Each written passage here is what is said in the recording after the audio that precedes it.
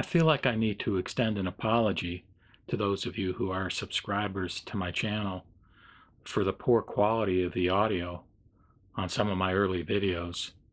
I know the actual video portion has been pretty poor at times, but the important thing, of course, are the words that are being recited or comments that I make uh, verbally.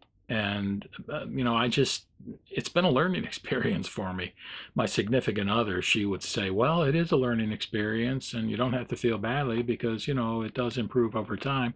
And indeed it has, to where, I feel like that the quality is pretty good now. But for example, I was listening to, some of Shinran's writings, the playlist that I have, which starts with some of the hymns on the Pure Land, and boy, it's pretty bad.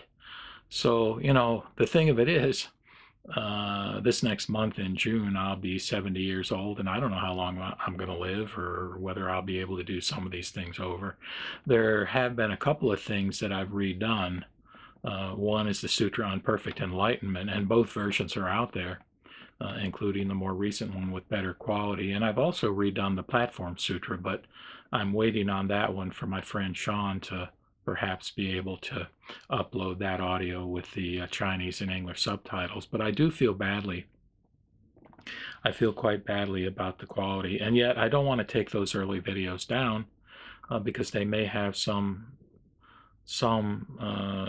merit in terms of being content that some folks maybe haven't been exposed to and want to either listen to, or because of being exposed, may even better yet go out and get the books and read and reflect upon these profound teachings themselves.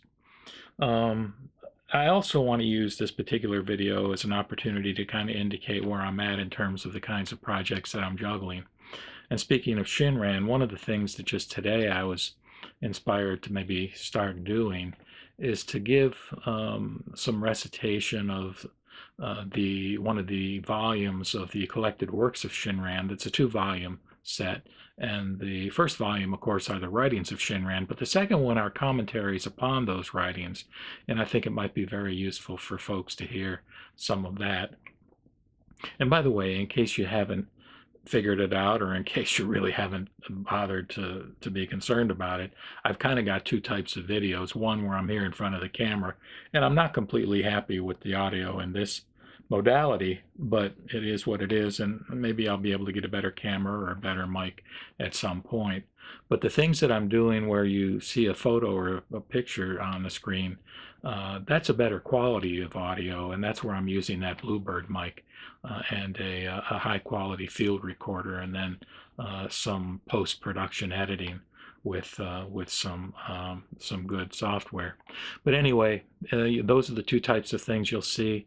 And just to go on then with the different projects that I'm working on now, I am doing a little bit of recitation from the Awakening of Faith. I think you've seen or heard the first segment of that, which is basically the invocation. I actually have done some reciting of the Pure Land Sutra called the Contemplation Sutra, but again, I'm waiting on that for Sean to get a handle on some of his academic pursuits so that maybe we can put that one up with subtitles. Other things I'm working on, Samantabhadra.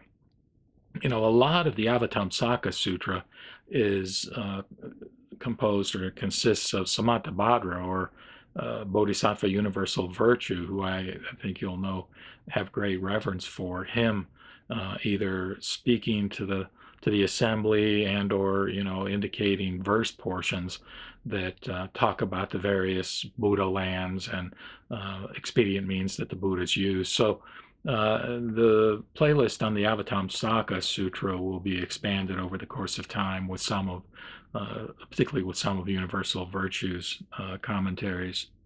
Shinran, of course, again, that will be in addition to the recitation of commentary about Shinran's writings. As you know, I'm doing excerpts from some of his letters, and I'll continue with that. And then, what else? Oh yeah, the Lankavatara.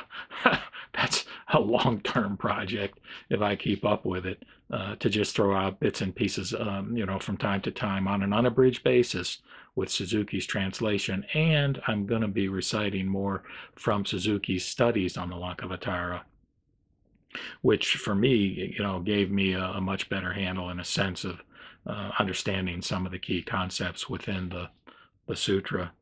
And of course, I'm going to continue with the Yogacara Bhumi, and that is on the basis of a request by one of my subscribers. And what else? Basically, those are the things that I'm working on right now.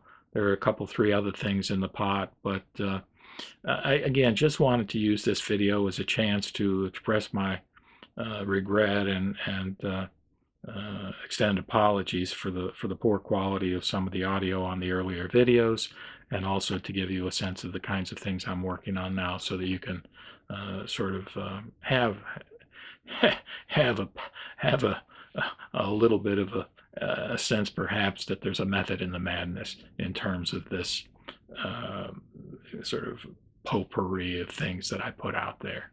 So thank you for your tolerance, and I appreciate you watching, and I hope to be able to steer my recitation activities in directions that are pleasing to y'all based on the feedback I get. P.S.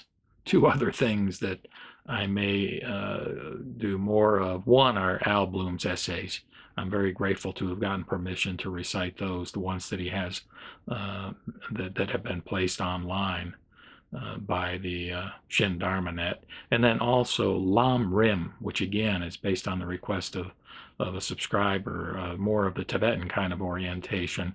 As I encounter more bits and pieces related to that particular tradition, I'll try to get those up too. Thank you.